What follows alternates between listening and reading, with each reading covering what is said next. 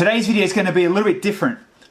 As the title reads, it's going to be more about the reality TV and the YouTuber side of, I guess, social media and the hate and, you know, why people do it. Obviously, other than being, keyboard warriors or behind the screen and they think themselves invincible. It's you can look at it like the sympathetic side of things. There's real people on this side of the camera. There's real people that are receiving them hate. But then on the flip side of it, you can blow it all off too. So obviously, if you don't already know, I was on the most awesomest TV show in Australia called Lego Masters, and coming with reality TV side of things. We're so used to cooking, we're so used to the Married at First Sight, we're so used to the Big Brothers. Reality TV is very ingrained in everybody these days. And Lego Masters, it was something new, it was something different, it was something life-changing for everybody. Obviously, it's Lego, how can it not be life-changing? But, it was good that our show was I guess, an icebreaker, a massive different, way of looking at things in the realm of reality TV. But in saying that, it was so freaking awesome that it ticked the box for every age group, for every walk of life, for every mum, dad, daughter, sister, cousin. Everybody loved it, and that was the best part about it. But there was still the social media side of it. There was still the hate. There was still the trolls. There was still the people that, attacked myself, the other contestants, all that kind of thing. So, and that's what I kind of wanted to touch on with today's video. That side of reality TV, that side of being a famous and a most popular YouTuber. So I guess adding to it as well, and it's not half obvious, it's the white elephant in a lot of interviews I do, is my partner. The partner I had, the way he acted, and what come of it, how people reacted to him, because he, hands down, he was the one that copped it the most through the show and on Twitter and on all the social medias, because obviously, the way he was portrayed. Now, it's not like there's puppeteers. He wasn't made to say those things. He wasn't made to act that way. He wasn't told, you need to act like this, you need to look like this, you need to do, so let's get that off. The first thing out of here is what happened. There's no dodging that. It is what it is, and you got to own it. But I can go on every day, and I can bitch, and I can go and rant, and I can do all these kind of things, and cry, poor me. Why did he treat me like that? Why did he say those things? But really, is it gonna get me anywhere? Is it really gonna benefit me going to town on Kale? You know what I mean? Now, yeah, you got to look at it from both sides. So the show was stressful. If you're a Lego builder and you're designing and you're under time pressures and you're building with someone you don't know. So I'm building with Kale, but we don't know each other. We don't build the same. The stress is there. So the stress levels and the reactions are through the roof. It's going to happen. It's what TV wants. It's what TV thrives on. It's half the reason I was there. Let's react. Let's see how this rolls. But I guess overall, me working in radio, I had a lot of experience. Kale, not so much experience, and that shows.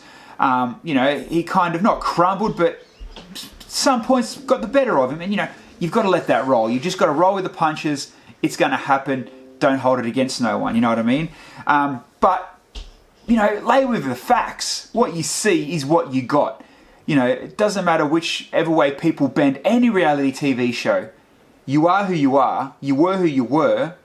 Nothing was photoshopped. Nothing was CGI'd. It's reality TV. And ours wasn't scripted. I can't say for any other reality TV show, but 100% what you saw is what we experienced. Now, obviously they can add music. They can cut pieces. They can, make a scene, tell a story.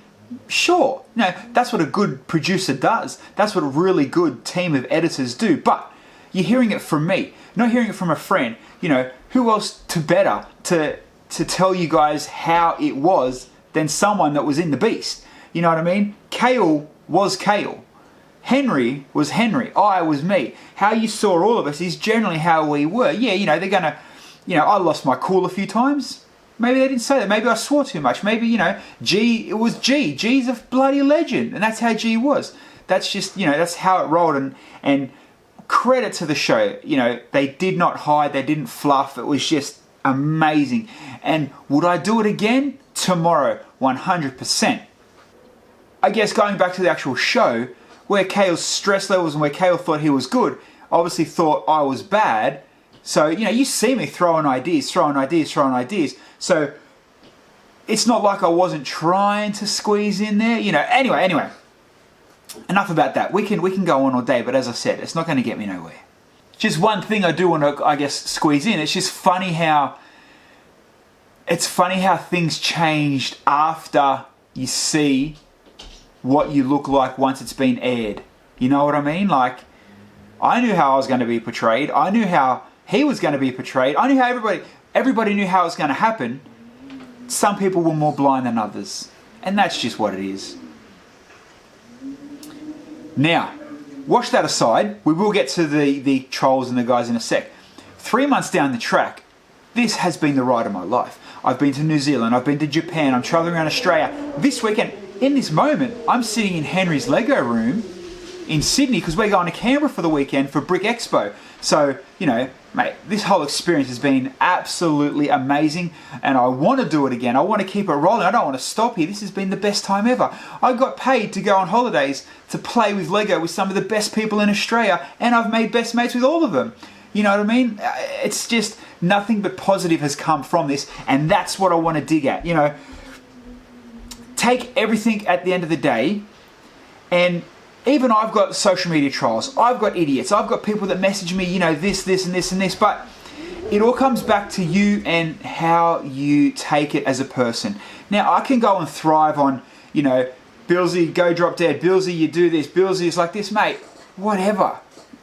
I've got 20 messages on this side saying, man, you're the man. I love what you built. I love the unicorn. I love this. I love that. I love what all you guys did as a Lego show. I love the show. You brought entertainment. I got to sit down with my kids. Or the kids come up to me, man, we loved your show. We loved how you built this. And now they're buying Lego. You've got to take the positivity, even though there's negativity coming, because it is what it is. That is the beast.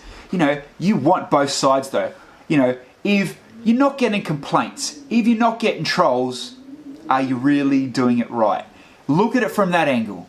Yeah, there's going to be trolls, but they might be 12-year-old kids that just want you to buy it. They might be jealous people that never made it on the show. They want you to buy it. Think of it this way. It's true what they say, any publicity is good publicity, because they're still talking about you. They're still, oh, Billsy did this. Oh, I can't believe Billsy did that. Oh, man, did you see what Billsy did? Oh, have you seen on Instagram? Oh, don't talk to Billsy. Mate, who cares? You're still talking about me, and I guarantee the trolls and the haters and all the warriors are watching this video. Hey, you're adding to my YouTube views. You're adding to, the love. Whichever way I look at it, I'm only going to pick it, I get people, and don't get me wrong, it's not just the people that hide behind keyboards. I get people come up to me in the street every now and then saying they didn't like this. Mate, there's nothing wrong with constructive criticism, but it still falls back onto you're still keeping us relevant. You're still, you're still engaging in conversation. It still had an effect on your viewing pleasure, your life, your lifestyle, what you like, what you hate. And sometimes the angered passion actually is really good to hear and see from my point of view. So, just I guess if you are, a lot of guys going, that have applied for the new Lego Masters, do it. And just be prepared in a way. Yeah, you're going to get a little bit of hate. Yeah, you're going to get, oh my God, you're going to get picked on social media. So what? They're still there for you. Doesn't matter what they're there for you. It doesn't matter if someone's picking on what you've built or, as with my instance, Kale not agreeing with my ideas. It doesn't matter. You're still all there for the one love of what you're doing, whether it be Lego, whether it be Married at First Sight. It doesn't matter what you're doing. If you're a YouTuber doing vlogs, you're going to get people like, oh, don't vlog like that, you're copying Casey Neistat. Don't vlog like that, you're copying John Olsen. You know what I mean? It doesn't matter. Who cares? You're still doing what you're doing and you're still attracting the viewers. You're still having a good time. Most of all, just make sure you're doing it because you love what you're actually doing. Don't let the hate eat you away and think that's all it is. every bit of hate still has positivity. It doesn't, I sound like I'm preaching now, but I'm not. I kid you not. It's just, I wanted to get out here and be like, yeah, I know how people see Kale. I know how I saw Kale. I know how the team's seen Kale, and I get, if you're in his spot, think of it this way. It can be frustrating. It might, he doesn't see himself as the stress part, how he was portrayed maybe, but it still is what it is. There's parts that I wish you guys seen more of me in, and I'm sure, in that sense, so does most of the other teams, but it still come across as amazing in general. You know what I mean? We weren't, hats off to Maz and Caitlin, they got evicted first, they got eliminated first. We made it to the top 4. Top 4, the second last episode, you know what I mean? Kale scale became a thing, but it became a good thing. It might have come from someone that didn't like it. It was oh my God, Kale. Mate, Kale's rolling with it and milking it. So good on him. But that's where I wrap this video. I just wanted to kind of touch base on, that side of the whole reality TV. And where I'm sitting, mate, happy days for me. Happy days, 10 out of 10. Maybe I'm thick-skinned, but maybe I love the attention as well.